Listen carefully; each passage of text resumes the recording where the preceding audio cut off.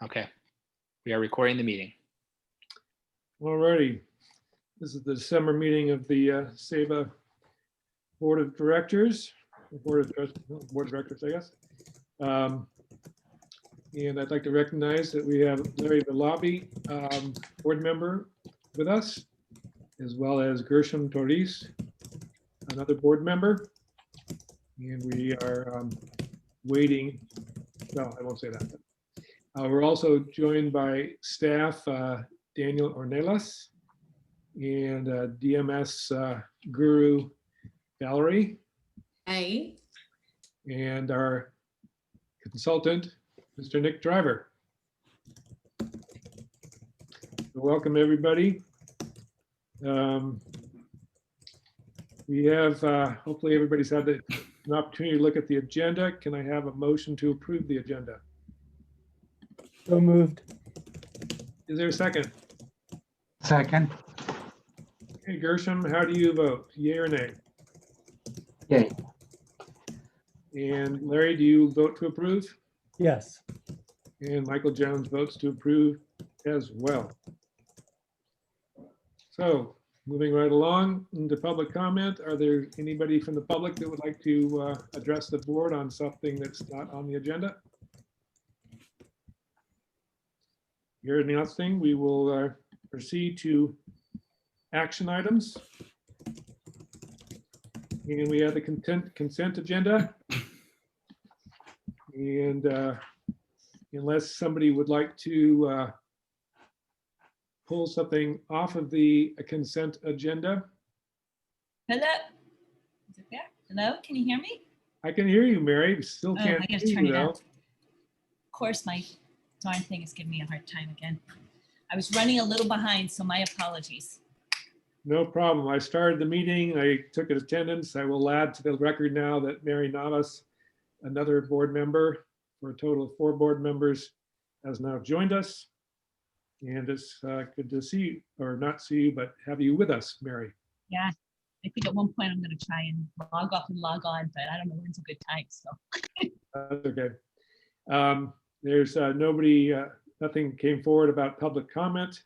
So we're now about to move into the action items. And we're at the consent agenda. Does anybody have any questions about the consent agenda before I seek a motion to approve it? no, Alrighty. Is there someone who'd like to make a motion to approve the consent agenda? so moved. This is Mary. Mary, is there somebody who'd like to make a second? Second. Okay, we'll now do a roll call vote. An aye means that you approve the motion.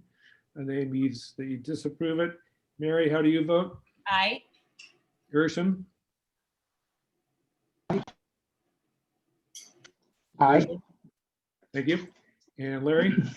Aye. Thank you. And Michael Jones votes aye as well.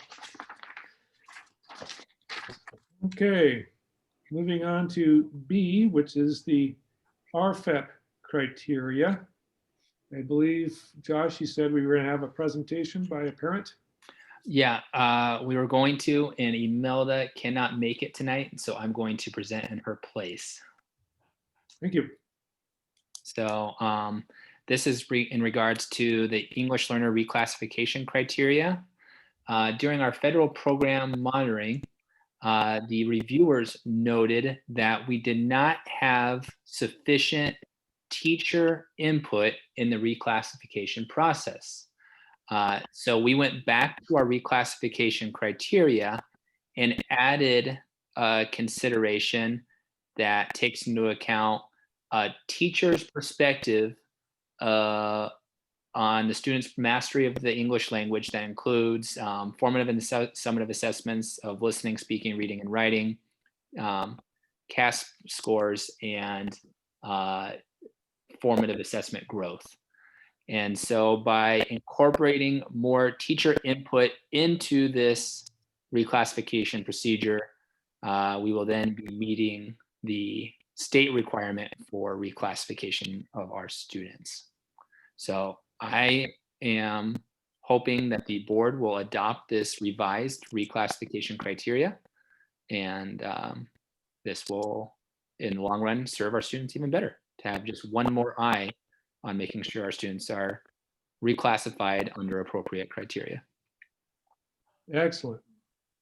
Do I have someone who would like to make a motion to approve this revision to the RFEP criteria? So moved, Mary. Thank you, Mary. Somebody like to second? I'll second. Thank you, Larry. Now we'll do a roll call vote. Mary, how do you vote? Aye. Gershom, how do you vote? Aye. Thank you. Larry, how do you vote? Aye. And Michael Jones votes aye as well. Okay. Now we go to Valerie Rogers and her report on the first interim financial report.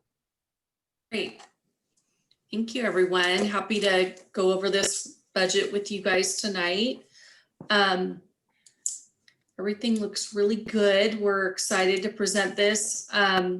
My page 2 of your budget is the kind of the summary analysis, and it just kind of summarizes where we're at. And so this budget is projecting a surplus of the 1.68 million surplus for this fiscal year. And that's an increase of 875,000 from the last budget that we presented to you.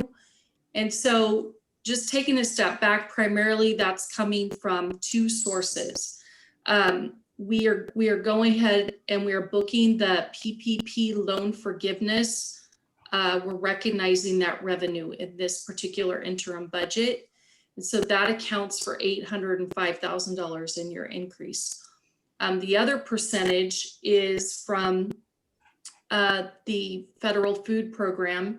Specifically, SEBA participated for the first time in what's called the summer, help me Daniel here. It's called the seamless summer option, There you go. where typically in the summers, school districts and schools are allowed to provide meals that are free of charge to all families. And thus the school or participating district is allowed to go to the National School Lunch Program and claim that as a free reimbursed meal. So it's kind of a win-win. It's kind of mostly to hold over families that rely on school meals in the summer.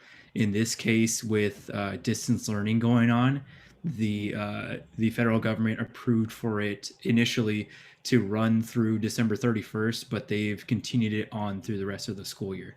So in early September, SEBA started participating in that. We've seen huge increases in our meal participation. I can get a number, but it's roughly 250 boxes a week. Each box has 14 days of meals, breakfast and lunch. So it's a huge increase to our program. It's an increase to the expenditures for sure. We've noted that, but it's also a large increase to our revenues. Right. Thank you very much for summarizing that. So yeah, so you're going to see that large increase on your revenue side, and then also the increase on your expenditures. But overall, just a positive, like you said, a win-win for serving your community through this crazy COVID year and helping families out through that. So those are the 2 main issues where you're going to see a shift from your last budget. And then let's see, what else do we have here? The slight increase in your state revenues, again, was the state portion of the meal service. So that's why that revenue is a little bit higher. So if we want to go ahead and take a look at the summary page, which would be my 3rd page, that kind of just encapsulates what I highlighted there. So you're going to see the increase. 3. Yeah, exactly. So the $1,055,000 increase in your federal revenue, that is your PPP loan forgiveness, and then $375,000 increase on your food revenues. And then if we take a look down at the increased expenditures as well on that books, supplies, material line, you're going to see an increase of $315,000, and again, that's the meals.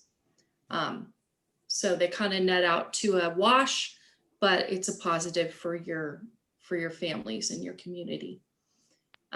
So that's the summary page. And then we can go to the next 3 pages are your detail pages. I tried to make some notes next to specific line items, and happy to field any questions that you guys might have with regards to any details on that.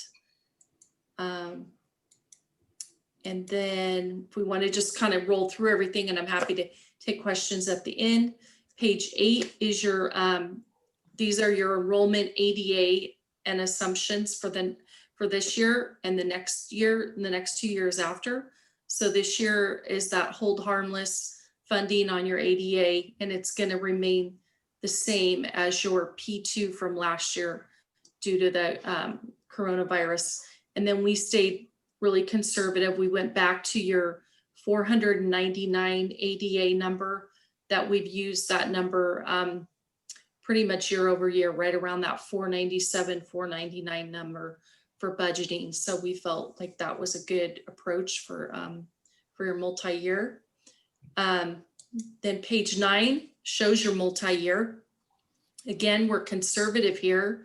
What we have done is we've looked at the state dashboard and some legislative analysts, and we have 0 COLA factored into your revenues. So your revenues are flat, just based on very conservative projections. And then we do have some COLA increases to your expenditures for salaries and services and things of that nature. So remaining conservative on your multi-year at this point. And then we've got the cash flow pages on pages 10 and 11 for the next 2 years. And we always want to keep an eye, obviously, on cash, and you're going to be ending the year with about 1,679,000 projected in terms of cash on hand. And that's going to get you through about 97 days of operating expenses. So it's a good, healthy cash reserve, and we're definitely headed in the right direction with that. And that's even taking into account the deferrals that the state has coming up here starting in February. So happy to field any questions. Yeah. Could you provide a little bit of context about why our days cash on hand is the lowest in June of any of the months during the 2021 interim budget? Sure. Yeah, that's primarily due to the top line of your revenues, your LCFF state aid. You'll see that starts to tail off. It's due to the deferrals that are planned from the state. So you're getting 53% of what you'd normally get in March. In February, and in March, April, and May, you're getting 18% of what you'd normally get, and in June, you're getting nothing. So all that revenue is coming in the following year, and you'll see you have 1.5 million accrued at the end of the year. So even with those deferrals, we still have 97 days of cash on hand. Correct. And that 1.5 is all the that's your total deferral amount, correct? The 1.5 is the LCFF total deferral. Yeah, but we do have a little bit of other accrued revenues rather in your in lieu and federal and state categories, but that is the full deferral. Yes. Okay. I have a few questions, but I just wanted to comment initially. I love the assumption page, all that verbiage, and just really looking at that. I love the comments because that really helps.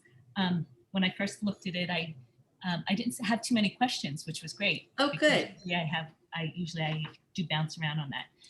A question on the budget summary page when you talked about that $315,000 increase in the books and supplies, and you said it was from the food program. But what about your learning loss mitigation funds and your CARES Act funds? What have you done with that, and where does that fall in these lines? Great question. Thank you.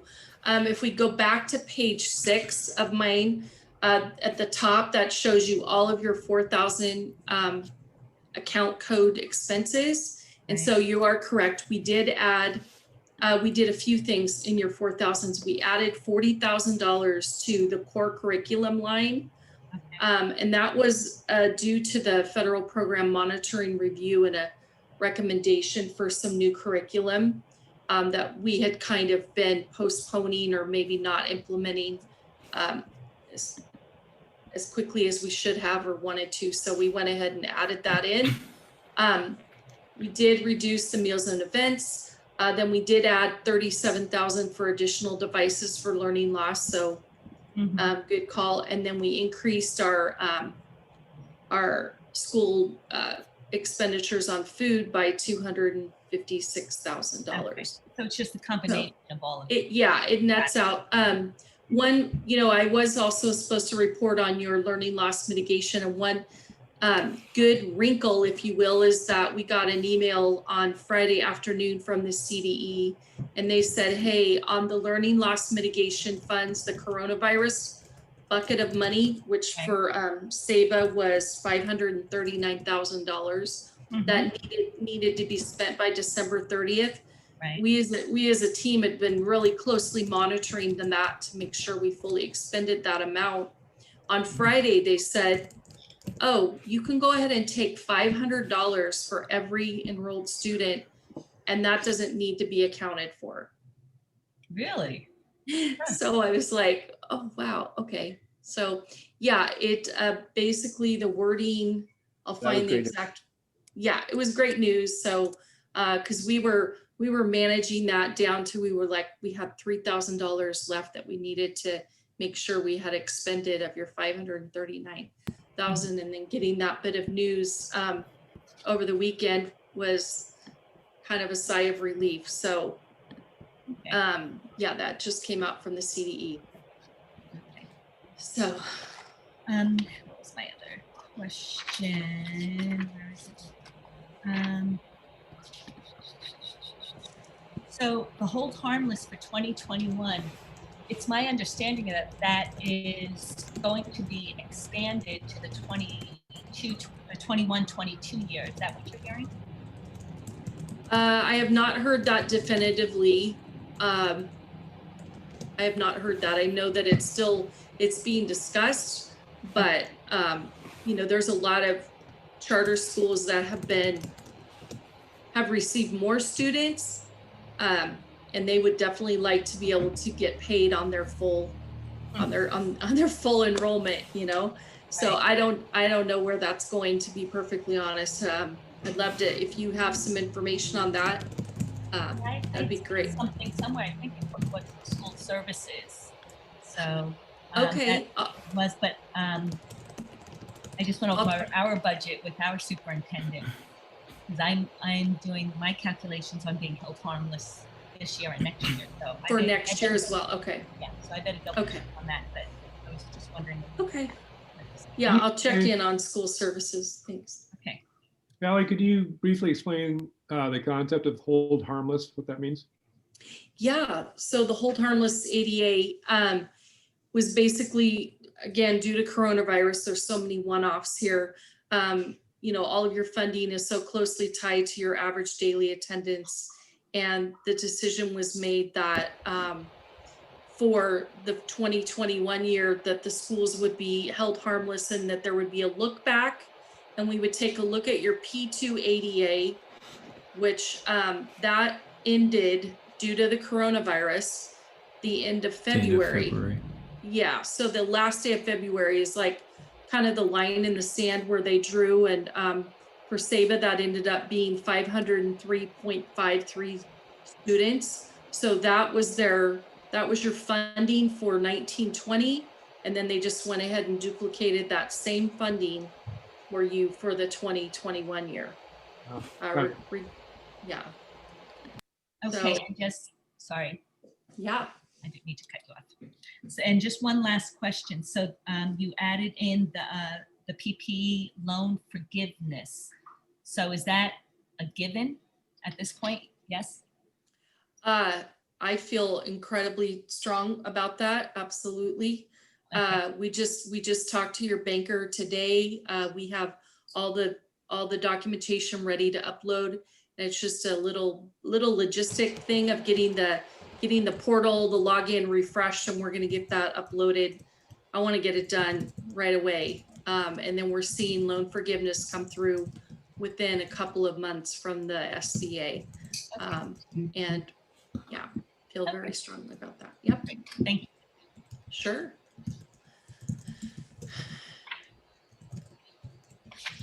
Any other budget related questions that I could answer? Thank you for those questions, Mary. Mary, I have one question just based on your comment. Did you hear definitively that hold harmless will be the law for 21-22?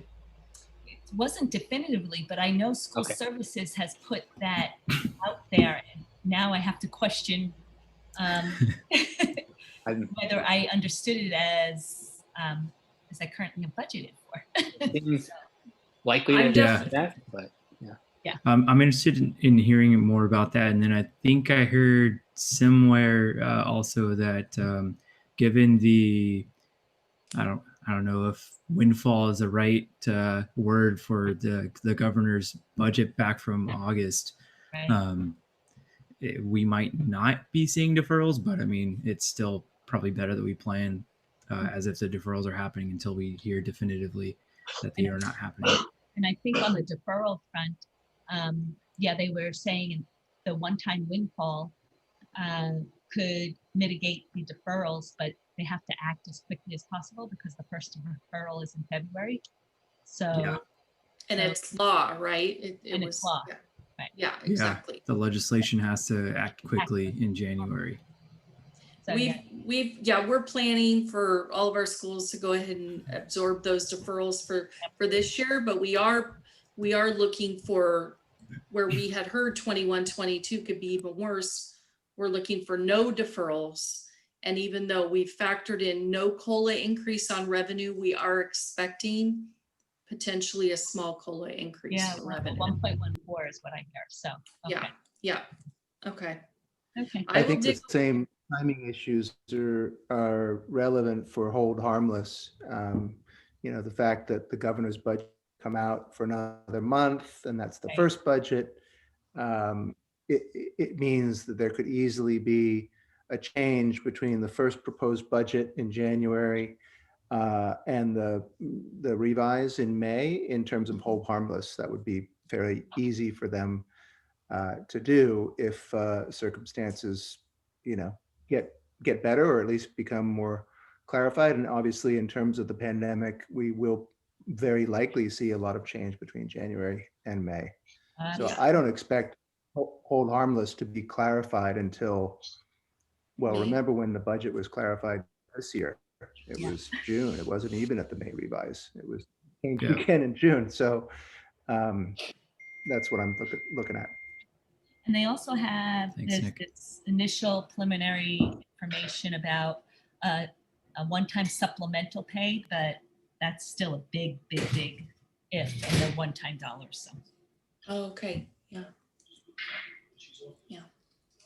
Still a lot of balls up in the air, a lot but of I will go back and look through my school services fiscal reports, thank you, and see if I can gain a little more clarity on next year's ADA too. Mhm. Might be. Yeah. Okay, Me too. I have to look also. okay, all right, great. Any other questions for Valerie about the first interim financial report? Can I have Well a? done. Oh, go ahead. It was well done. I really, yeah. Mhm. Very Thank you. informative, so thank you. Thank you, Thank Valerie. you. Sure. Can I have a motion to approve the report? So moved. Is there a second? Second, Thank you, Larry. Mary, how would you vote? Aye. Gershom? Aye. Larry? aye. Michael votes aye as well. Okay. And now we have Valerie again talking to us about the LCFF budget overview for parents. Okay. That is, oh, Josh, were you going to say something? Sorry. If I could just provide an introduction, I put Valerie here as the finance expert, but I just think a part of this is just about policy, and this is something new that the state has implemented. When I spoke with Michael on Friday, he correctly was, concerned about parent input on this. But for this particular budget overview for parents, it's a backwards-looking document, and what the state wants is a document that parents can refer to for our budget that we can post onto our website. We approve this tonight, and then I will discuss this about how we used our funds in the past at a subsequent parent leadership meeting, probably in January. And then we have a separate vehicle called the School Site Council to have those discussions about how we will use our funds appropriately for the upcoming school year. So I think there's just a little bit of confusion behind this, and it's also just a new requirement for schools in general, which also I think adds to the confusion. But I just wanted to provide that context before we dig into the overview itself. And Thank you. I'll hand it over to Valerie. Yeah, absolutely. Great explanation. It is supposed to be an easy to use tool for parents to understand. And like Josh said, it's a look back. It was simply a matter of dropping in your first interim budget numbers into this template that the CDE provides. So we highlight what are your total revenues, what are your federal revenues. We break out that pie for the parents so that they could see.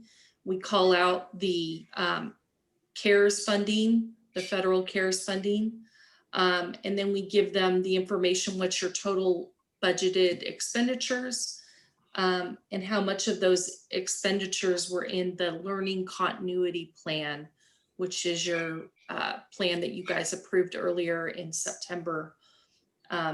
And that addresses needs of the high need students. So it's just a matter of dropping those numbers in, and the template populated the little pie chart for the parents, and then a couple of little narratives and a quick look back at your 1920 LCAP as well. So this is just another hoop to jump through, another form to post on your website, and hopefully give some parents some clarity. So happy to answer any questions on the budget overview. This is a real quickie, just like you said. Yeah. Yeah, exactly. Mhm. Yeah. Okay. So Valerie, am I accurate in saying that when we look at the breakout of the LCFF funds, that the gray area represents what, say, every school gets for their ADA, and then because of the kinds of students we have that meet certain criteria, we get the supplemental and concentration grants on top of that? Yeah, that's the best explanation. Yes. And of course, the 4.4 million, the gray area that you're looking at, that's based on your ADA, exactly. Just your base rate, and then you have your supplemental concentration rate. Exactly. Yep.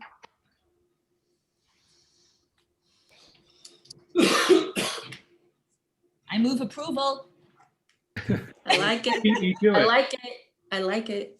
I will second, and we'll now take a roll call vote. Larry, how do you vote? Aye. And Gershom, how do you vote? Aye. And Michael votes aye as well. Mary, how do you vote? Did I ask you all?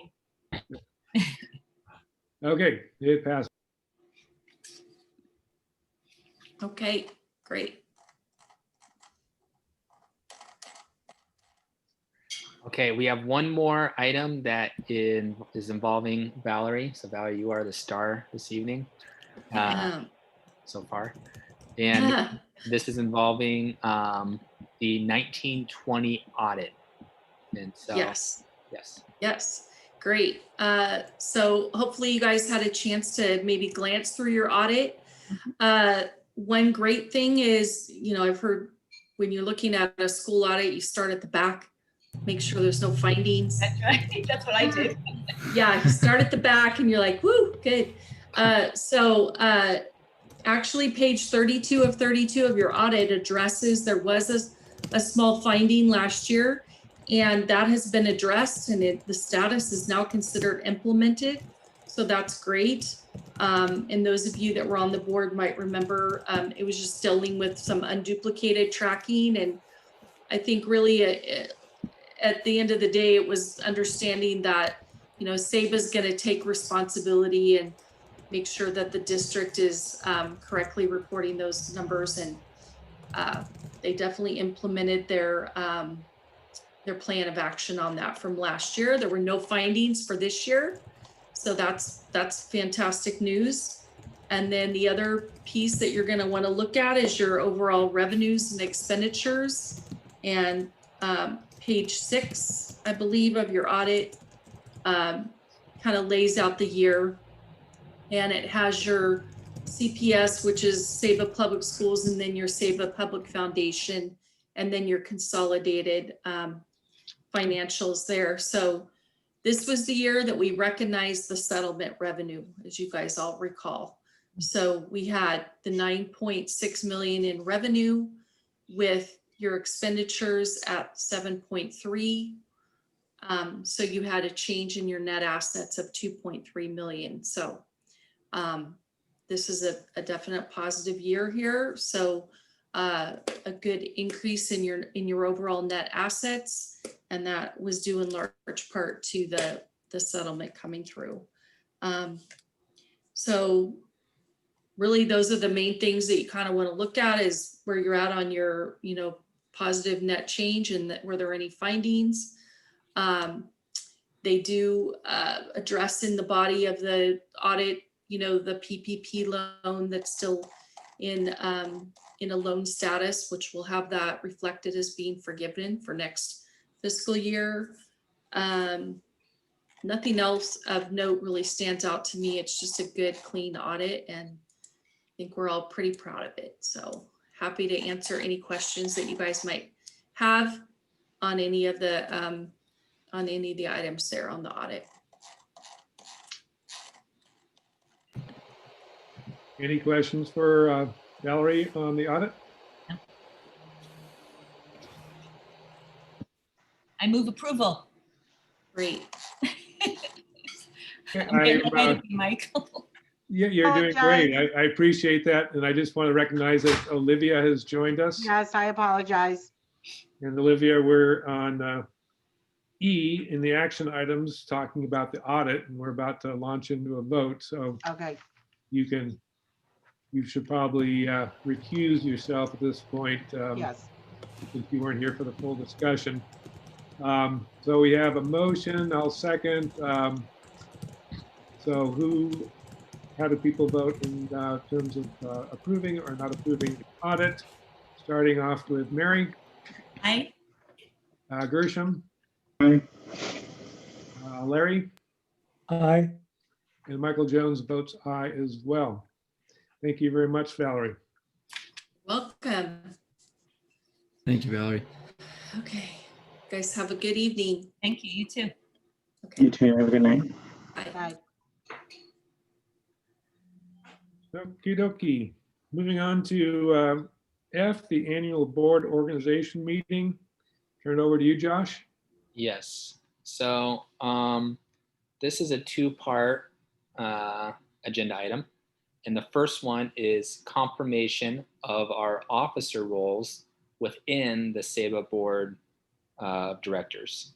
And so our bylaws state that we will have a president, and our president is also our chairperson, a secretary, and a chief financial officer.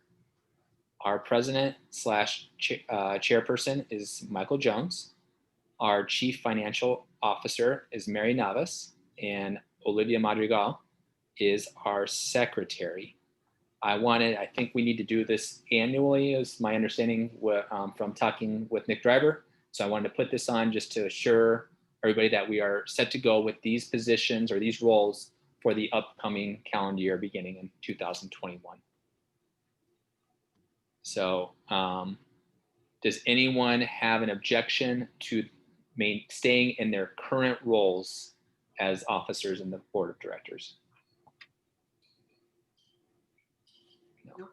I don't. Okay, then I think we'll go ahead and ask for a motion to approve the officer confirmation that Josh just shared with us. So moved. Mary, Second. thank you. And Olivia seconds. Mhm. Olivia, how do you vote? Yes. Gershom? Larry? Aye. And Michael Jones votes aye as well. And now Josh, Mary. too. Um, Oh, and I vote aye too. Did you get me or no? Did I forget you, Mary? Yeah. I apologize profusely. No worries. Thank you. So the second part of this agenda item is discussing committees. In past years, we've had academic excellence committees, finance committees, to name a few. And we have not had those of late. And I wanted to make known that in this agenda item that given the size of our board and that there's only 5 of us and that it would take at least 3 of us to have a quorum, I would like to propose that we suspend committees at least until we have a larger board size. And so then we're just kind of making this known in the minutes that this is, if you so approve, that this is the case. And then we can revisit committees in subsequent months and years once we have more members on our board of directors. So I have a question, Josh. Do you regularly, I pretty much know the answer, but I want you to say it, regularly stay in touch with Valerie so you know the finances and the academic excellent piece? I don't know who you would or who you communicate with when you do that, but I'm taking that you meet with people and have these conversations so the committee, I don't have a problem suspending a committee if you at least have your feelers out there, which I believe you probably do. Great question. Yeah. So and also, yeah. So to talk about that first, I do meet with Valerie weekly, and Daniel and I meet in a separate meeting outside of that to create an agenda each week that we're going to review. The meeting can go anywhere from 20 minutes up to a full hour, depending on what's on the agenda. And that way we kind of keep ourselves informed. Obviously, we just did this interim budget and we worked a lot on that together as a team, along with the PPP. We just met with Marshall today. And so we're always in close communication with DMS. Okay, there. great. Thank And you. then for the Can I academic, just add? oh, go ahead, Nick. Yeah, let me just add a little context. I mean, I think, as Josh said earlier, I think having a finance committee, is a best practice for charter schools and as well as districts, and many districts have these, and most charter schools do too. But as Josh also said, when you have a small board like you do now, and when you have a very hands-on head of school who is working closely with an outside agency, in this case DMS, it is a better practice in this circumstance to actually, to do what you're doing or proposing to do tonight. We did detail 2 board meetings ago. This is sort of a special circumstance because of the small size of the board, but so I concur with Josh that, that revisiting this at a later time and reestablishing these committees, it would also be a best practice once you have enlarged your board. And I would add that, the number of board members is not the only consideration. It can also, a decision to implement a committee might be made because of circumstances that arise that we currently don't foresee. So there's nothing that precludes our forming a committee or an ad hoc committee in the future to address any needs that develop down the road. That makes perfect sense, actually, Michael. Thanks for adding that. Yeah, and there's a lot of uncertainty right now. It's been just hectic Mhm. with everything that's going on. And I was late because all these little things, and it's just happening. It's like wildfire with exposures and all that stuff. So it's busy. probably going to get worse. Oh, yeah. Next couple months. All right. Any other questions for Josh regarding the this motion to suspend committees? Good recommendation. Okay, can I have a motion to approve this item? I'll go ahead and motion. Thank you, I'll Olivia. go up Do I have a first. second? I'll second. Thank you, Larry. Olivia, how do you vote? Aye. Gershom, how do you vote? Aye. Mary? Aye. I'm sorry. That was Mary. Mary? I, And Michael votes aye as well. Have to enunciate better. Sorry. All righty. Moving on to the next item, the 2021 school plan for student achievement, and that's Mr. Rip again. Okay, so we reviewed this with the federal program monitoring, and while we followed all of the procedures to complete the SIPSA, we did not specifically call out specific funds amount for Title I Part A, Title II Part A, Title III Part A, and that is a requirement for the writing of a SIPSA. So Daniel and I worked together with Valerie and put those numbers into this document. And then I took this document to our school site council in November, and they approved the SIPSA that's attached to the board agenda. And now I am looking for an approval of this SIPSA that includes the specific funds amounts for the categorical funds, titles 1, 2, and 3. Questions for Mr. Rip? I have a question, but it's not so much necessarily about the SIPSA per se, but like when you're talking here about resource inequities, I guess my question, and it just pertains to this school year, how is SABA doing, and this is probably completely off topic, but how is SABA doing in regards to student passing and the percentage rate?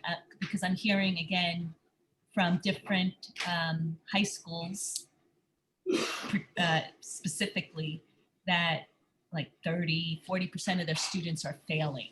So while it's not directly related to this, I just figured I could throw it in there and ask. Yes. So on that note, I have a report I'm going to provide out in the report section of the meeting tonight, going over attendance, and it's a good news item. So I'm excited to share that. Our percentage of students failing has declined slightly, but it still is hovering. Like if we go just total numbers, we're above 40% with at least one F. And we're working to, we've taken a number of actions to reduce that number. And I've written about that in the blog multiple times, and we've talked about it in staff meetings and in grade level meetings and with our grade level academic coordinators. And so I made a number of suggestions because it's not a one size fits all solution. And do we want to go into specific detail about the issue? No. Okay. No, you can go in it later if you're going to address it. I will be happy to agendize this at the January meeting, and we'll have concrete numbers at that point, and I'll talk about what we saw, what we did, and then plans for second semester as well. I think that's great. That's fine. Okay. And then just some historical reference as to what it was pre-COVID, just out of curiosity. Absolutely. Thank you. Thank you for letting me ask. Yeah. Off topic. No, that's a question that's on all of our minds right now. So I noted that for us as well, Josh. thank you, Dina. Okay, any other questions regarding the SIPSA revision for Josh? I don't have any questions, but I move, Do you need to continue your presentation? no, it was just adding those numbers for those categorical funds. The rest of the documents stayed the same. I move approval. Is there I'll a second? second that. Thank you, Olivia. Olivia, how do you vote? Aye. Gershom? Aye. Larry? Aye. Mary? Aye. Michael votes aye as well. Alrighty. Let's move on to the compensation comparability study, Mr. Nick Driver. Hi, everybody. Thank you, Michael. We were asked to do a compensation study for the agenda items that are upcoming on your agenda tonight. This is a requirement under state law, and that's why we were asked to do it. So we went ahead and surveyed schools that are similar in both size and type to SABA. We started off by looking at schools that were either a 6 through 12 grade level or 7 through 12. They had to be standalone charter schools in the state. And we also tried to exclude those schools that were in major urban areas, San Diego, Los Angeles, and the Bay Area. So we came up with 42 schools when you excluded those categories. And then the number of schools that were 2,000 kids or 100 kids. Can you guys hear me? You it said my paused a few internet times, connection Nick, was but unstable. now it seems like you're more stable. Okay. So we then excluded schools that were very small or very large. So we only included schools between 400 and 700 ADA. And we came up with 5 schools that if you're looking at the report, you can see on your screen, one in San Bernardino, one in Orange County, one in right nearby in Santa Cruz County, one in San Joaquin County, and one in Placer County. And then when you average those, we come up with an average, and that data, the study's data was using 990s, which are always at least 2 years old because of the reported. So we factored in a percentage increase on average of between 5 and 7%. We didn't do that math, but you end up with an average salary if you're looking at those 5 schools of between $135,000 and $140,000. Any questions for Nick? Nope. Okay, this is related to an item down the agenda having to do with the head of school contract approval. And as Josh shared, it is or as Nick shared, it is a state requirement to do a comparison study or comparison of compensation study. Okay. And so this is the report we got from Nick, and we need to approve it. So is there a motion to approve this compensation study? So moved. Thank So you, Mary. second. Thank you, Olivia. Olivia, how do you vote? Aye. Gershom? You was said, that, I saw Gershom? his lips say aye, but I don't think it came across in the audio. Aye. Oh, there it Oh, is. there you are. Mary, Aye. Larry, Aye. and Michael votes aye as well. Thank you.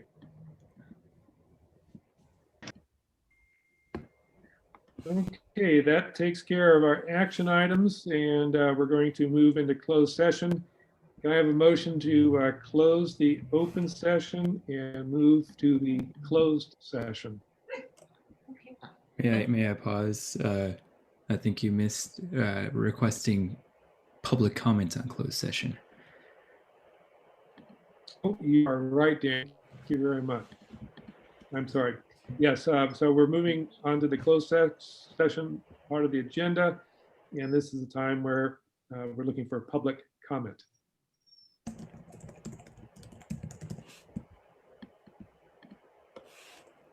So Daniel, you were just keeping me honest. You didn't have any comment you wanted to make? Nope. We're recording right now. I want to make sure everything is covered. Appreciate that. Thank you for keeping me on track. Okay. If I Oh, could can I have interject a- here briefly, just this is a logistical item. I sent out an email prior to this meeting where there's 2 links. You can't be on 2 Zoom rooms at the same time. So once we go into this closed session, all of the board members will have to X out. Daniel will stay on this room and keep it open. Nick will stay here. I'm going to X out, and then I'm going to stay out and open up the other room hand hosting responsibilities over to Michael, and I will exit that room as well. And then we'll all join back to that original, click on that same Zoom link once this closed session is complete. Okay, so we have to come out of this one is what you're saying, and then come back onto this. Yep. But it should be just clicking on that email I sent about 10 minutes before this meeting started. Okay, I'm gonna. Does everybody have that email with the 2 links? Yes. Check. Anybody not have it? Right? I just have to go log in, but yeah. Yep, I Okay. see it. Mhm. I have a motion to adjourn to closed session. So moved. Is there a Second, Thank you. Olivia, how do you vote? aye. Gershom?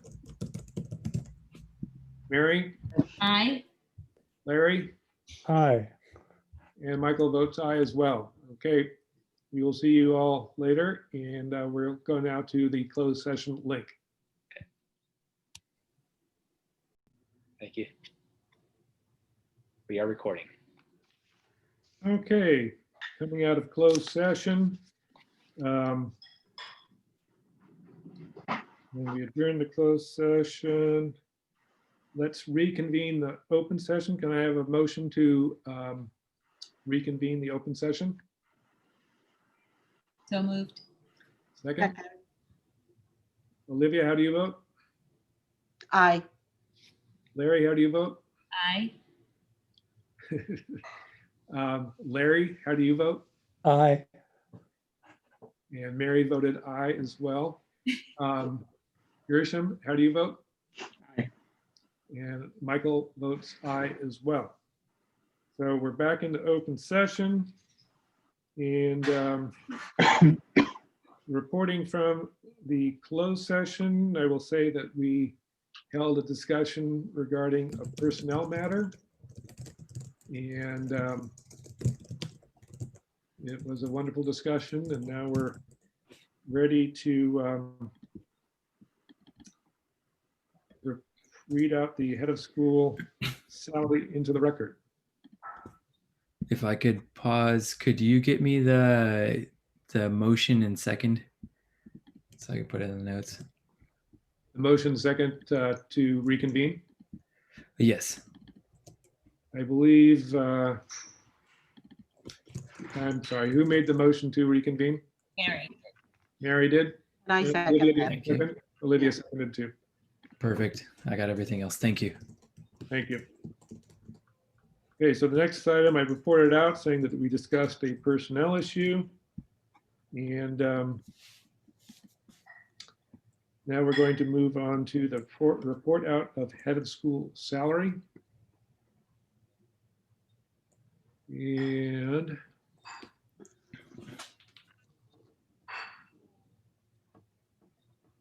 let's see, do I find the, do I refer to the employment agreement for the salary? Yeah, Page 1. and all you need to do is just report out the actual number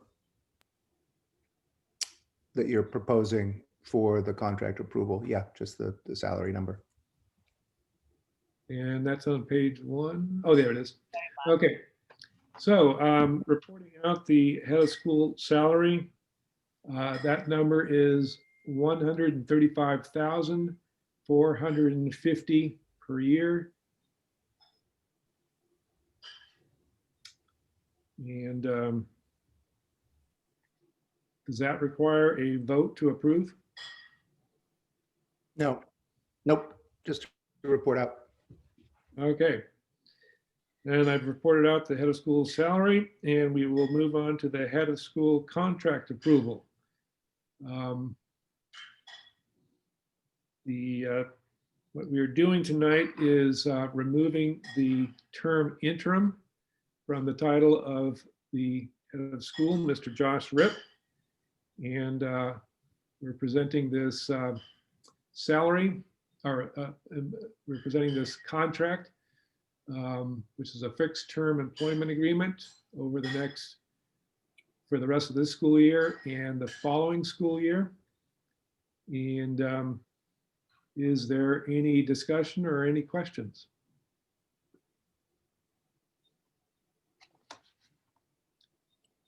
I'm I not just here. wanna- Well, Oh. I just I just want to commend Josh. I think he's doing a fabulous job. I really do. And he keeps us informed on everything, which is what I appreciate a lot. So Ditto. keep it Agree. going, Josh. Okay, I appreciate that. Thank you. And I will echo that and say I've enjoyed working with Josh, and I feel that we as a board and SEBA as a school and that community is very fortunate to have Josh with his expertise and his skills, his knowledge of the school, and the leadership that he's demonstrated in these most difficult and challenging of times. So, Mr. Rip, thank you for your service to the school. It's a privilege to be here at SEBA, and I feel really fortunate to get to work with this community. So thank you.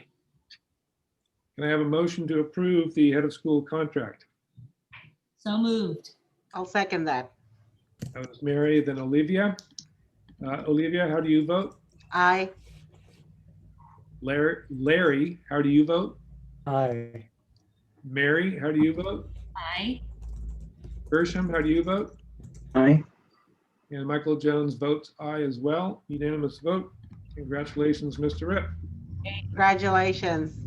Thank you. Very good. Yes, thank you. Thank you, Mr. Rep. Good job so far. Yeah, I really appreciate it. Thank you. It's great working with all of you. I really enjoy our teamwork, relationship oriented meeting that we have at these board meetings every month. So I hope here's to 18 months more of that. Yeah. Here. Okay, it's too bad that we can't pause now and have some refreshments and some cookies I and know. celebrate this moment, but I missed that. It's been too long now. I know. So- Right. Anyway, hopefully we'll be able to do so in the future. We will now move to the report section of the agenda. And Mr. Rip, would you please share your head of school report? Yes. So can everyone see my screen okay? Yes. Okay. Mhm. So I wanted to focus in, we have our organizational goals and my head of school goals. And I wanted to focus in on something this month around attendance. Last month, I shared information out with you about our attendance numbers being low, and they still need to get better, but I have some really positive information I want to share. So we're just going to walk through this. First, our enrollment has stayed the same, so we're still at 533. Now I wanted to get to here. So this is what I shared out at last month's board meeting, and I was concerned about the percentage of students attending 80% of their classes, Q1 versus Q2, and we saw the drop off there, and it raised a lot of eyebrows, and it was frustrating to see. And we did a bunch of data or, a close look at this prior to making these reports, but then it turned out that our denominator, or the total number of meetings that the students could have attended, was based on the top number of meetings that any particular student attended. But that denominator became exaggerated because some students are using their SEBA Zoom account to go to other meetings outside of just class, which kind of makes sense. So we went back through and looked at attendance on Zoom, compared it to our Synergy entered attendance. And what we found was numbers that look much more like what I would have anticipated. And so what you'll see here is that at the middle school level, the percentage of students attending 10 out of their 13 classes is in the mid 80s in grades 6, 7, and 8. So it's not as high as I would like to see it, but it's a lot better than where I had reported last month. And there was a slight dip from Q1 to Q2. In high school, we actually see a significant improvement from last month to this month, and then also an improvement from Q1 to Q2. And so you're seeing numbers as low as 68 and as high as 80% there. So this is 80% of their classes are 10 out of 13 classes per week. So Josh, what do you think the increase is from? Is it just more communication out? Is that? Yeah, I think people have really settled into the schedule. We had to disrupt the schedule this year. Wednesdays were our kind of A-Day, B-Day. That was moved to Monday at the beginning of this year. And then we had 2 A-Days in a row and 2 B-Days in a row, which in the past we'd always staggered A-B, A-B, which sounds basic, but sometimes it just, we're creatures of habit, and sometimes it just takes a while for people to kind of break that habit that they'd all been accustomed to. I also think we have an attendance meeting that meets weekly, and we really push to find students who were, quote, falling through the cracks in terms of attendance, and made sure that we were getting them into the building. I'm really proud of, like, it's even having our in-building cohorts. It's a balance. I had lots of reservations. All right, is this safe? But when I walk around the building, I do feel it's safe, and I know a lot of students who wouldn't go to Zoom at all are now at school every day because of that. And so I think that's helping out a lot. And then our attendance meetings, it's led to a lot of positive conversations too. I've gotten to know the migrant ed office at the here in Watsonville fairly well. We've had phone conversations with them, along with a wonderful assistant district attorney in Santa Cruz, who it was like 7:30 at night and spent more than an hour with me, just kind of going over ways to help students get involved. And so she had, years of experience working with students in both PV and Santa Cruz City Schools. And it was great to pick her brain about those things. And we implemented a lot of the strategies she suggested, including incorporating migrant ed more. And now we're doing that. And I think we're seeing the improved attendance because of a plethora of actions we're taking. That's great. I'm glad you reached out. Good. Yeah, that's really good news.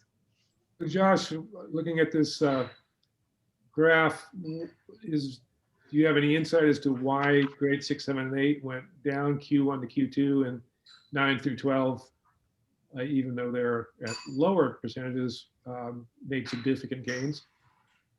No, the only thing I could think of is the middle school. They have modified their schedule even more in Q2 for Mondays. And that led to some confusion. And I think some people have missed Zoom classes because of that. And just to be more specific, when we started out the year, we were having a Monday check-in, and then it was asynchronous, or students were going to complete a reading and an assignment and then get ready for their classes on Tuesday. But then the middle school teacher said, no, it's not enough. We need to be with our students live that morning. So they implemented that, which was in the interest of students, which I actually liked that initiative. But in that process, I think a lot of students kind of got lost in the shuffle of, all right, where do I go now? All right, I was used to doing this, and now I have to do this. So I think that might be the slight decrease there. The high school did not implement that in Q2, but it worked well. And beginning in semester 2, we're going to have all students in live classes on Mondays for each of their periods. So overall, I think it's going to be a net positive for us. And so hopefully we'll see those numbers just continue to go up. And if I could ask one more question, how are you communicating with the 12th graders, the seniors who are supposedly graduating this year? I mean, where's their thinking going?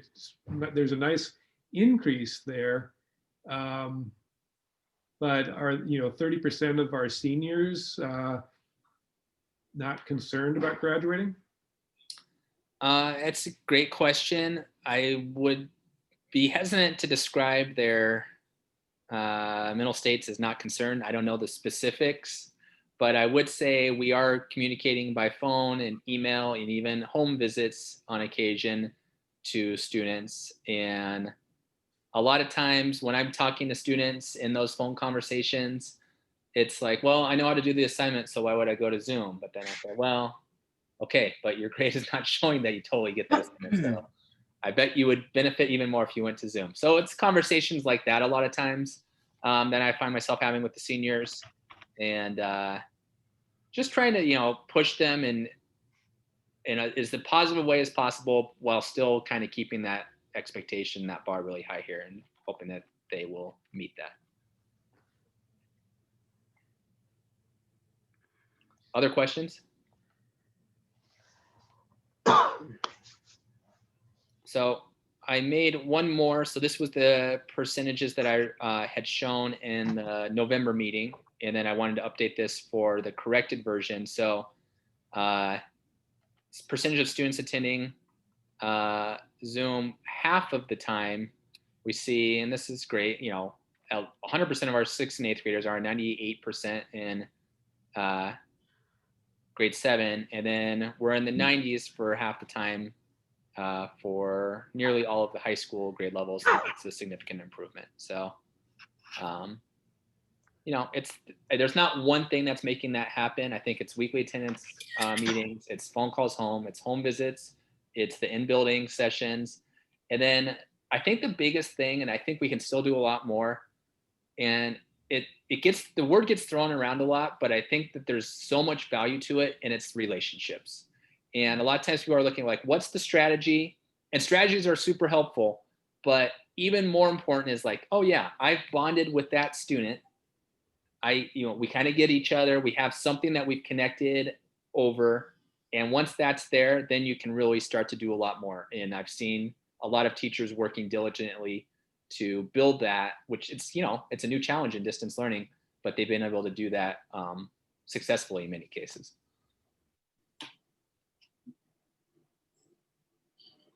So any other questions regarding attendance?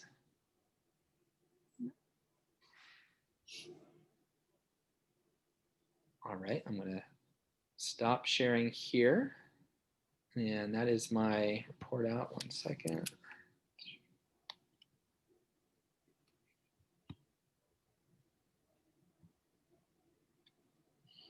All right, and then let's see. That's the only report out that I had regarding the head of school report. So that's my head of school report for this month.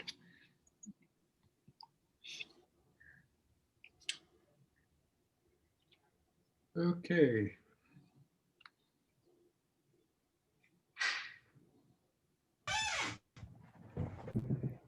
So we are on to the operations report. Is that yes, I Josh just or- that would be me. I just wanted to note that the staffing report was sent separately to the board members. I think that was wrapped into the head of school report. Oh, yes, it was sent out Saturday night. Yeah, you should have received that in an attachment. Yes. For my report, for the enrollment attendance report, Josh kind of filled everybody in there. So I think I'm off the hook there. Thank you, Josh. Stole your thunder. What's that? Stole your thunder. No worries. I think he did a better job than I would have done. So anyways, to continue on with the operations report, I do have a construction repair update.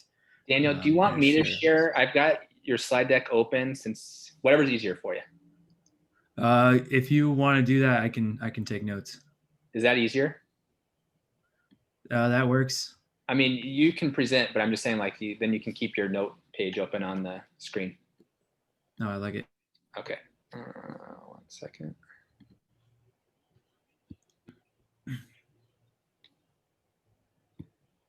All right. All right, come on. Screen. There it goes. Okay. Can everyone see the screen? Yes.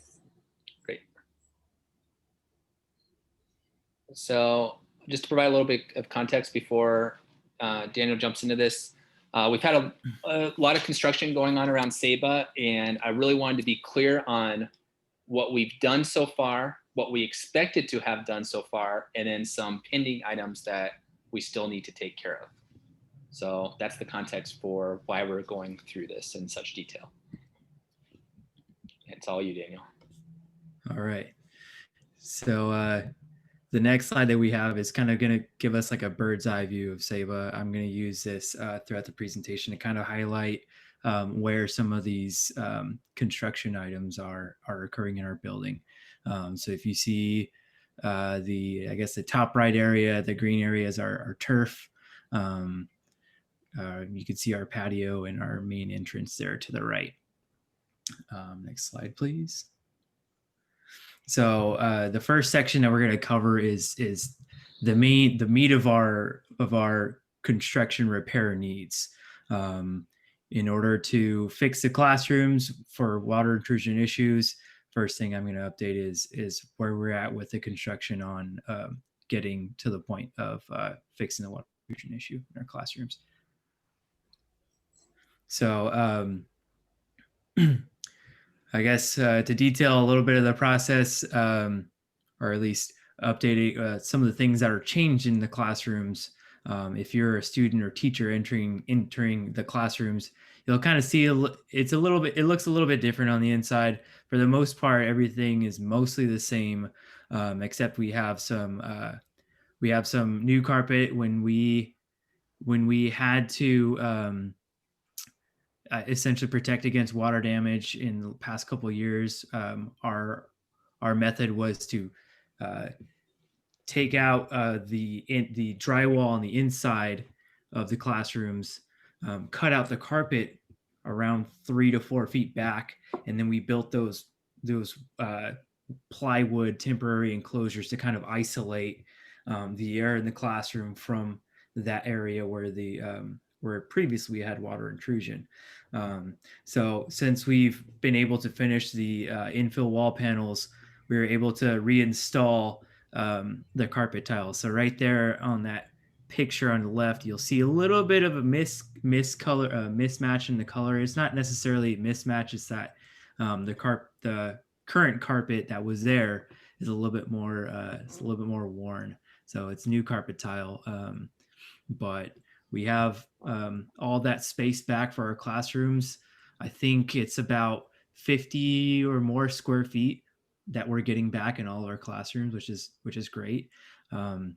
Next thing that you would see if you were to enter the classroom is that we have larger windows installed as well. It has a nice little wood trim around the windows on the inside. Ability to open those windows is crucial right now for our in-person cohort instruction for the students. That kind of gives us a little bit more ventilation during instruction. As well, we have some new doors on all of the, in 5 of the classrooms that have exit doors. They're installed in rooms 105, 106, 107, 119, and 120. We're happy to have those, and we're also happy to have updated doors because for a while we had some alarm issues with those doors while construction was going on. So we're wrapped up with that, and I couldn't be happier. Next slide. So the next one, we're going to talk about 2 classrooms, or actually, I think I might have misplaced, but you can go to the next slide. Okay, so rooms 112 and rooms 115, they were a part of the science classroom project update. Specifically, they both used to have carpet. For the science classroom project, we were going to place VCT vinyl tile in there. However, because of the water intrusion issues, specifically for the first photo, that's room 112, we have a small, for lack of a better term, a small man door that was once there. And in there, we would have a little bit of water intrusion. That was addressed with this construction project.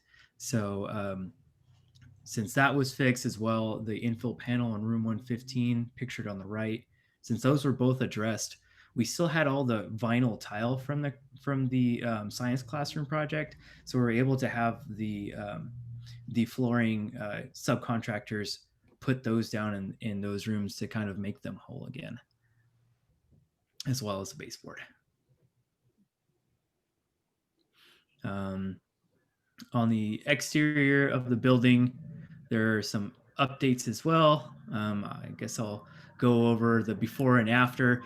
The picture on the left is what our infill panels look like when we remove the stucco. Hold on. I have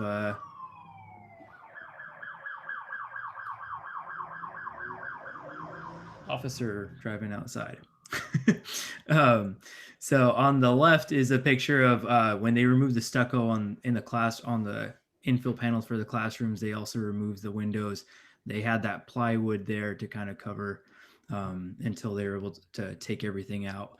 On the right, that's our fully completed work on the exterior side of the classrooms with all the waterproofing, with the fresh paint, new windows. I chose this photo because these two vent covers on the outside, those were also new. You could also see the exterior doors that were updated. Looks great. Next slide, please. Really does. So a bit of the process that went behind the construction here is in terms of preventing water intrusion. There was a curb at the base of each of these walls. There was a curb poured. There was a metal frame put over it with flashing. And then if you click one slide over, the middle picture will update. And there is some waterproofing done around the windows and on the infill panel wall itself. And then on the very right, you'll see right between the two different colors on the exterior of the building, there's some metal flashing there as well. So that's what's different on the outside. So we had two exterior doors on the north side of our building that existed inside infill panel walls. So since we were taking those infill panel walls, we put in new exterior doors that are actually spec'd more properly to the use that we put through it. Next slide. So these new entry doors, like I said, were put in the new infill panel wall. They were spec'd more. Well, I can say that the previous doors that existed, they didn't really last well. We had some issues with the frame, for which we had to have Selden come out and fix them a few times. So these ones have some new kick plates, better push bars, some new exterior handles, and then they improved on the closing hydraulics. We had some issues where it wouldn't properly close, and we'd have some false alarm calls in the past.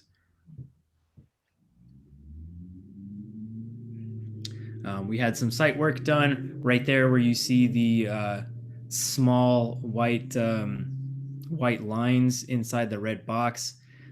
We had in the original construction, if you go to the next slide, we had some grade work done there. This is the new curb that was poured. The previous grade sloping that was there where the white painted lines were, whenever it rained, water would actually pool in that area and kind of be forced back to the building, which contributed in part to the water intrusion issues that we had. So they poured a new curb here. They put in some asphalt that they carefully measured to ensure that it slopes away from the building. And then right here is where I'll detail some pending work that Josh mentioned. I just want to stop here. So everything you saw in the slide deck up to now, that was what we had contracted with Selden and Son to complete. And now they have completed that. That's the amount of money that we paid to them was for the fixes that you saw in those photos. Now, there's still some minor things that we have to fix, and some of them even involve water intrusion, but it's not the big scope of work that we've been working on the last 4 months. And so we're going to detail exactly what those items are. And next month, we'll also have an update after we receive the closing invoices from Selden with this project. So next month, we'll have updates on the financial side of that. So with the pending work completion, none of this, like Josh said, was in the original bid from Selden and Son, but we kind of just want to get this in front of you because these issues are still important for safety and also preventing water intrusion. So if you can go to the next slide, Josh. The first one is going to be the patio doors. We have a set of patio doors that whenever you open them, as you see on the left photo, whenever you open them, you let them close on their own. They actually don't secure properly on their own. And that's due in part because on the right side, you'll see that the hinges the hinge is actually kind of popping out in the frame. So we don't know if it was an improperly spec'd door, but we do know it's an issue. It's a safety issue because if that frame warps even more, not only can we not close this without closing both doors together, it could actually break the glass that's right there to the right. So one, it's a security issue for us not being able to securely lock and arm our building, but at the same time, it could be a safety issue for people around it if and when it could, break. So we're working with Selden to secure a bid to replace those doors, and they've told us it's going to be a not to exceed amount, time and materials quote. The storefront windows, I think it's been documented that we get some water intrusion around those windows. Of course, we didn't call it out with the project with Selden because it was these are storefront windows that existed before SEBA came and did the tenant improvement project. So we noticed, along with inspecting with Selden, if you look at the bottom right hand corner, you'll see the window gaskets that kind of are there to help with ensuring there's some water protection. It doesn't look like it's properly installed in as well. I mean, it's been a while since those have been updated, so we're working with them. Through them working with Coast County Glass to install new gaskets around the perimeter of all of those storefront windows. And then in the past, we've seen some roof leak issues. A couple of years ago, we had located a spot where there was a nail in the waterproof barrier in the roof. We addressed that one, and so far it's held up, but we still continue to see small spots. In particular, this is one of our book rooms. So it's the same photo, just a little bit close up on the right. So we're working on a bid with Selden to figure out if they can help us locate all roof leaks. In particular, this one, we do have a quote, and I think that's on the next slide. Yes, so the pending work and approximate costs, the roof patch, $6,500. The patio doors, we're looking at approximately $5,000. And then the storefront window gaskets, approximately $2,500. So all told, about $15,000 to fix these final things. And I want to do these items because once we complete this, the building should not have any more water intrusion issues. And speaking with Michael about this, he correctly questioned, is this like a whack-a-mole thing where we're just going to spend $5,000 going around trying to find every hole on the roof? And I actually took that comment to our project manager, who is also the architect behind this. And he put me in touch with a roofing consultant. And so we'll probably go forward with this roof patch because it seems likely that it's necessary. But I also want to try and catch every other roof issue that might come up so that we don't keep getting surprised with these, $4,000 here, $5,000 here throughout the subsequent years. Mhm. And then the patio doors, obviously those need to be fixed because of what Daniel described, the safety issue and just them not closing properly.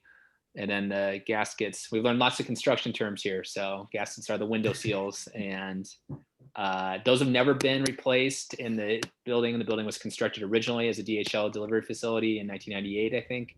So it's way past time that those get replaced, and those storefront windows were there when it was a DHL delivery facility. So that's also why it wasn't involved with the construction defect lawsuit, because it wasn't part of the reconstruction when Saba became a school instead of a, from being a DHL delivery facility earlier.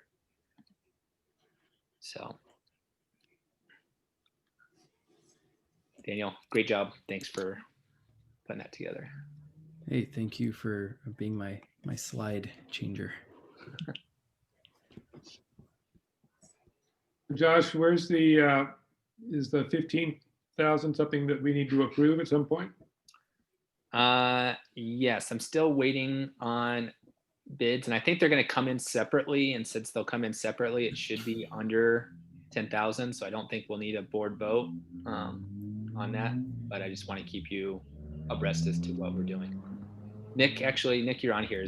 Would that be the appropriate way to move forward with this? Yeah, I mean, it's certainly something that you guys as board members can voice guidance right now. This is just an update, so there's no vote on it. If any one of you prefers that they come together as a either as individual items making an exception to the $10,000 rule, you can certainly ask staff to do that, to bring them to you. But Josh is correct in saying that if they come in separately, they won't trigger the $10,000 threshold, and therefore you don't need to have a. No, I'm good with it. I am too, and I want to say hallelujah that it looks like we are finally to the end of this road on this whole water intrusion project. It's been a long slog. And it really has. I Thank echo you. that. Thank you, Daniel, for shepherding this project and bringing it to its conclusion. Thanks. It's a team effort for sure. Probably learned a lot more about school construction than you had planned. And I on. needed to. Yeah, you're like, Yeah. I don't need to do any more of this kind of stuff, but yeah, Everything's a learning opportunity. that's right. Absolutely. It was a good job, you. Danielle and Josh as well. And I can tell you that my son was by and he overheard that you were going to go over the construction status, and he was over here leaning in the corner, just going like, "Oh, that looks nice. Oh, that looks better." So he's happy and excited that it's finally looking much better. Good. Yeah, Great to hear. I'm excited. He's the reason why we're doing it. Absolutely. Yep. True. Deserves it. Any other questions or comments regarding the head of school report or the construction repair report? Nope. Nope. Okay, let's go on to discussion items then. And this is an item called board recruitment messaging. Hopefully, I'm sorry, Mike, you're muted. Josh, do you have that? Yes, it's in the agenda packet, and I can share my screen again if you would like me to. yeah, I'm sorry, I flipped over to the document and realized that I was muting myself. So good idea to share it. Oh, okay. Yep, we'll do. Let's see here. So while he's So doing Josh, that, oh, go ahead, Nick. Okay, should be on the screen oh, now. there we go. Yep. Nick, were you going to say something? A PowerPoint. Breaking up. Maybe I could send you the Uh, phone details, Nick. Let me try going into a different room. Maybe the internet's bad right here. Can you hear me now? Yes. Yeah. Yes. Now you can't see me, but you can hear me. Josh, I sent you a PowerPoint this afternoon. Can you pull that up? Yes, I sure can. I'm doing it right now. Thanks. Yeah, just for ease of use, I will go through that instead. So first of all, just want to echo what all of you have already said.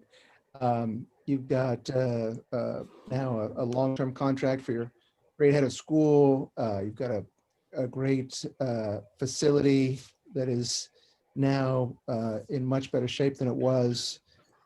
You've got some excellent attendance. A lot of things are going really well. You've had a smooth transition to both new board members as well as new head of school.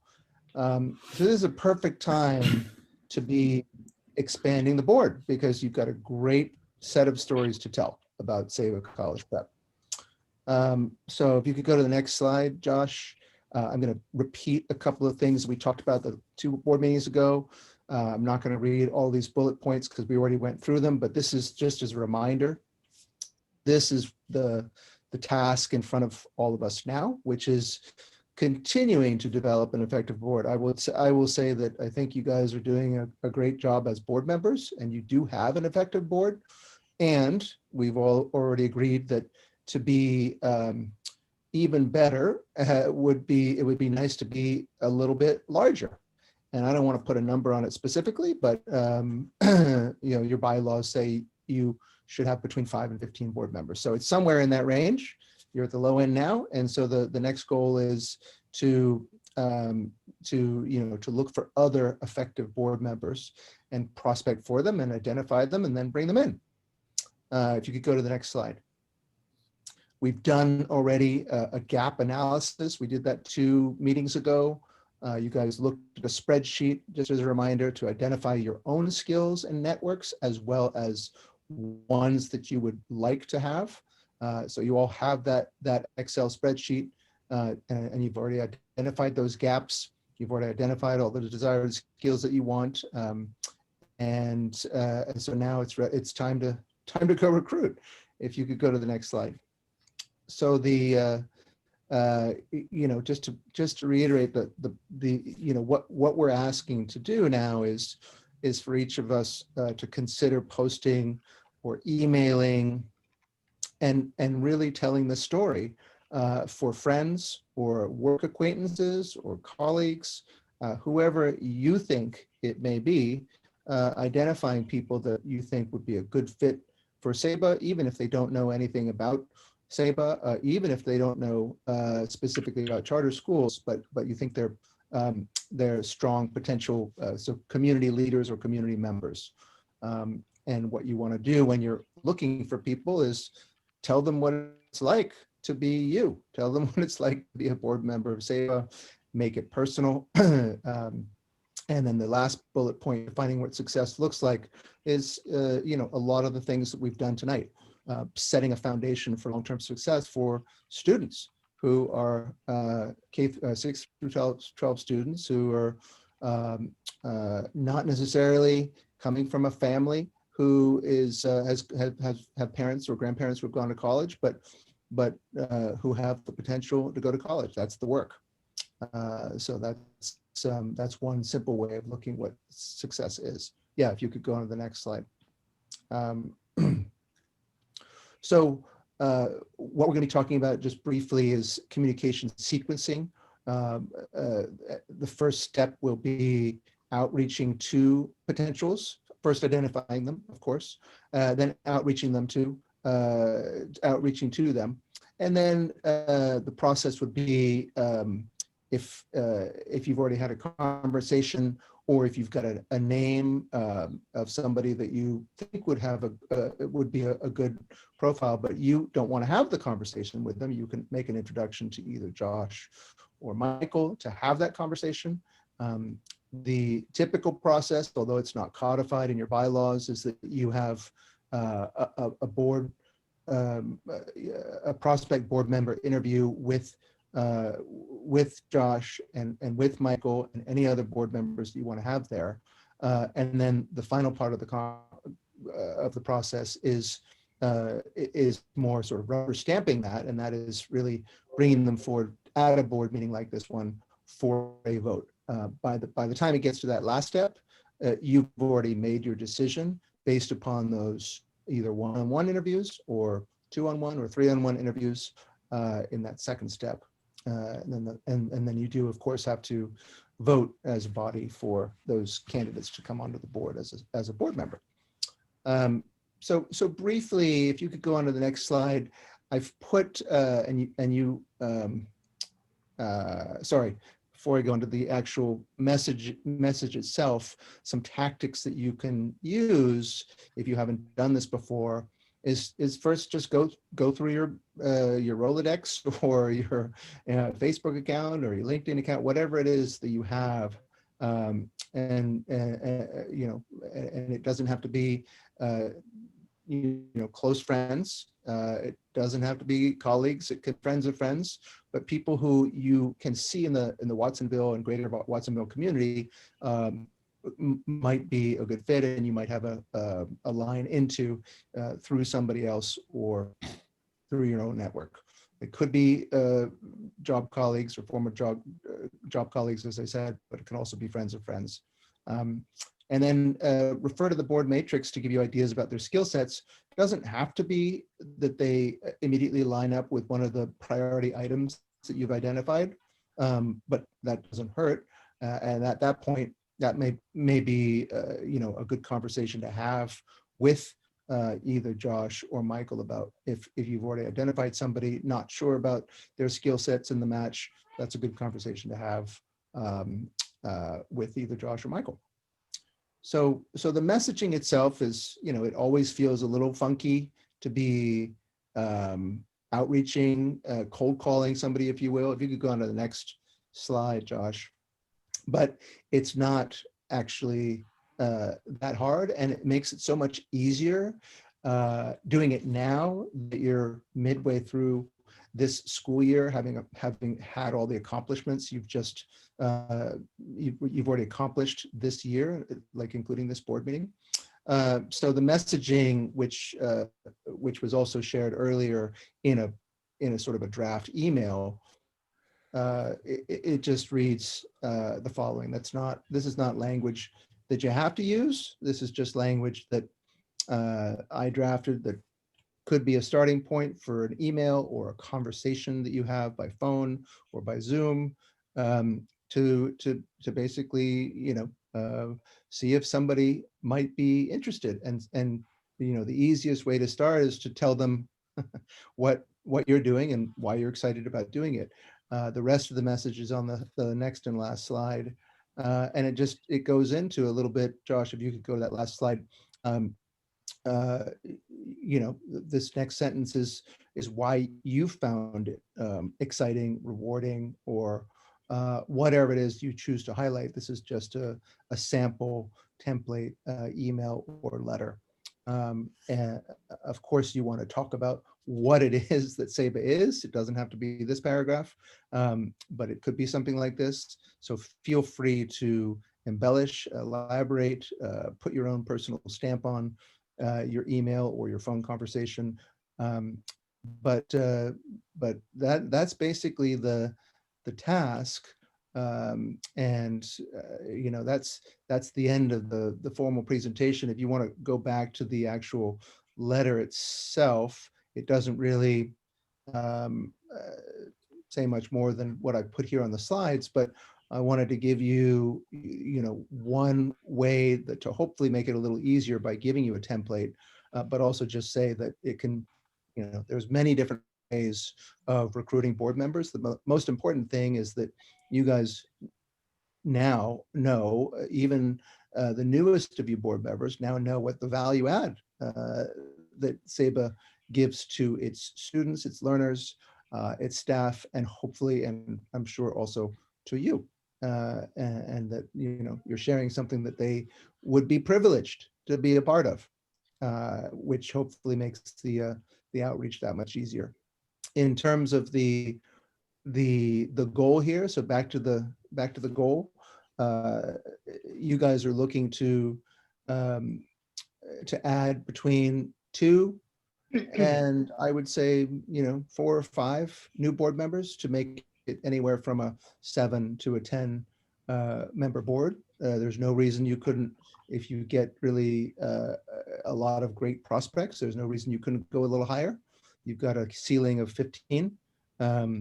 15 is obviously a little harder for your hardworking board chair to manage, but it also is not a bad problem to have. So I'll stop there and see if you have any questions about any of this, and happy to answer questions now or offline later.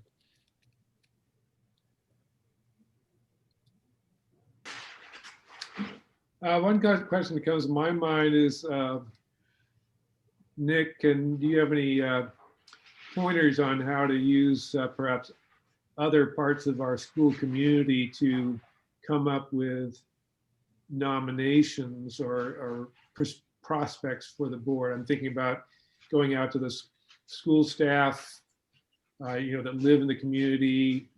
Maybe they have people that they're familiar with or friends that would be good prospects, or taking that kind of approach. I think that would be a great idea. I will say that on my board, we've just put this something similar to what I just shared with you as a post on our website. And then after we posted it on our website, we told our staff about it.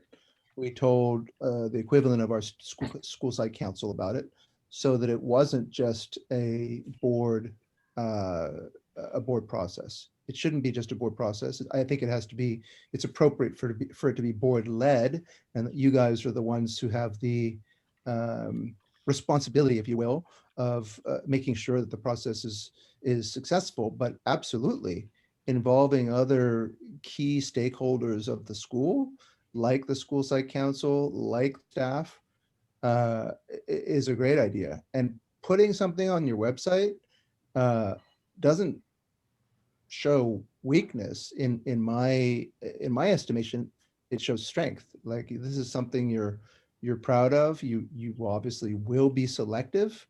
So the messaging, of course, whether it's the website or your own personal email out to people, cannot be, you're guaranteed to be a board member, because that process is a process. It's similar to hiring somebody who's paid staff member of the school. It's a serious position, even though it is also a volunteer position. So this is the outreach part of it. The interview part of it will be the time at which the fit is decided, and it's a two-way street, right? It has to be a good fit for both the applicant as well as the board or the school. But I would, yes, to your question, Michael, I would absolutely consider putting it on the website, and even if you didn't want to do that, reaching out to the school site council and the staff for ideas. Yeah, I think that's a great idea. One concern I have is, if we put on the webpage or on Facebook and it says something like along the lines of, SABA is looking for new board members, and somebody responds and says, I'd love to be a SABA board member, and the board looks at the person and comes to the conclusion that the person would be an awful addition to the board. Any insights into that possibility? Yeah, no, that's always a possibility that exists. And if somebody's really enthusiastic, you don't want to make an enemy or make a, maybe not enemy, maybe that's too strong, but you don't want to just turn them completely away. So there are other ways, of course, that volunteers can help SABA, whether it's fundraising, two stepping stones are always involved in a lot of these processes, one of which you've currently just closed, which is committees. So committees, just as a reminder, do not have to be comprised only of board members. They can also involve staff members, also involve other members of the community. Right now, you've suspended your committee, so that's not an option, but in the future. But you've got a foundation board. So if the person is really enthusiastic and wants to get involved, a very normal pathway to board service is to serve as a fundraiser. You've even got a separate board that you could put that person on to kind of prove themselves as supporters of the school. And you will quickly determine if you do do put a person in that fundraising position of, of knowing whether they are really committed or they're just committed for a moment because it seems like a good idea. So there's lots of ways to turn that positive enthusiasm into a support for the school without actually putting the person on the board right away. And Or at what all. about creating criteria for that? Because there could be potentially somebody, like Michael said, somebody who's just will not be a good fit for other reasons that could be concerning. And instead of giving Yes. them the, I don't want to say runarounds, but to put them in a, I mean, it could be more damaging to the school. So if we had some standards, that would be a good thing. I think it would make it consistent and transparent. Mm-hmm. I think that's a great idea. And I will be sharing with you a rubric and sets of questions that you can use as a template to model your own questions during that interview process, and then judge using a rubric about whether this yes, it's a very serious position.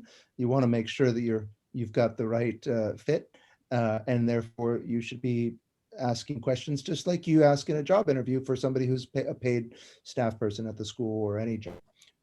So I can share with you those. I thought it was a little too early to share them with you now, but I'm happy to share with those through Josh, so that you can look at those questions and hopefully those are questions that will allow you to separate the people that are, really can contribute to the board to people who might not be the right fit.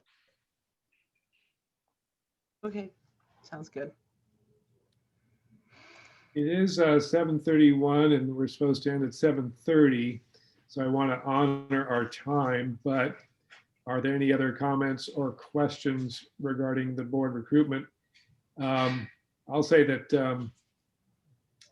it'd be, if we're looking at this school year, I would like, to set a goal of adding at least 2 board members, hopefully more, but a minimum of 2 between now and June. So please give it some thought as to, who you might reach out to, who you think would be a good candidate. If you don't want to approach the person, just forward their name and contact info to me and I can follow up. But I think it's important that we put this as a priority between now and June.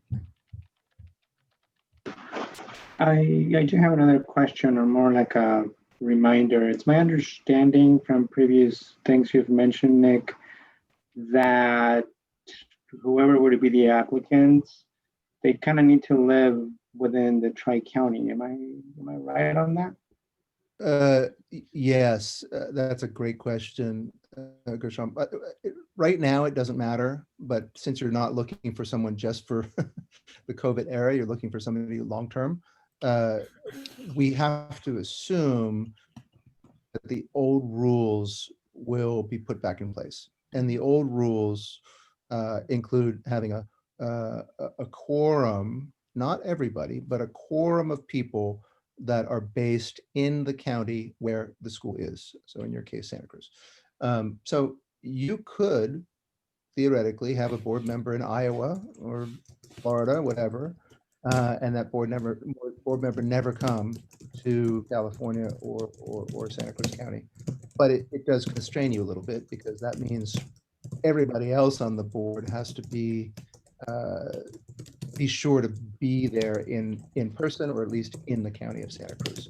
So it's not an absolute because you certainly can have exceptions, but for quorum purposes, when we go back, you do have to have a majority. Right now, you would have to have 3 people.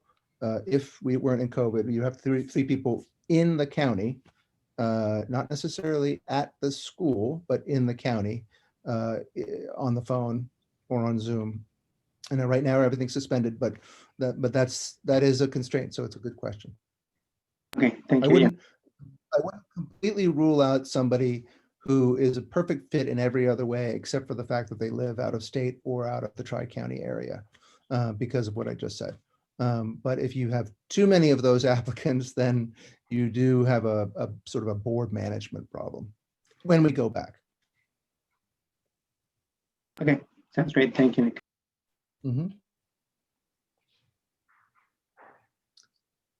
Any other comments or questions?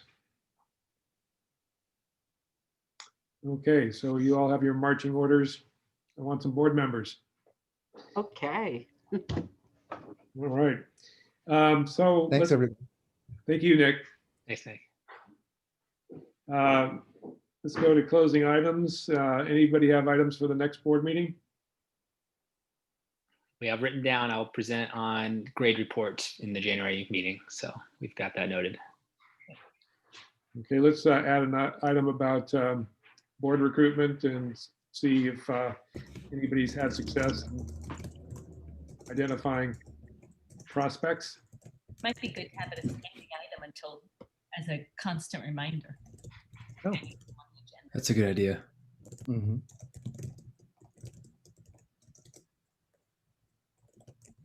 Okay, if something else comes up between now and the next meeting, contact Josh or myself, and we'll put it on the agenda. I guess this is our last meeting for 20, It's a whole year. this wonderful year, 2020. Nick, do I have it correct that your contract is up at the end of the school year? It may be. I think it's actually at this point rolling. So I'll have to look at it again, but I'm not aware that it's up at the end of the calendar year. Okay, good. So we'll see you next year. You all next year. For everybody else, have a happy holidays. Josh, do you want any last words? No, I think no. Okay, thank you for an extra 6 minutes. Everybody have as much of a holiday season as you can manage, and Motion to adjourn. We need that I before. know I'm getting there. Okay. Some last minutes, encouraging everybody to wear a mask and keep safe. We're going to be going into some tough months here, and I want everybody to get through it safely and healthily.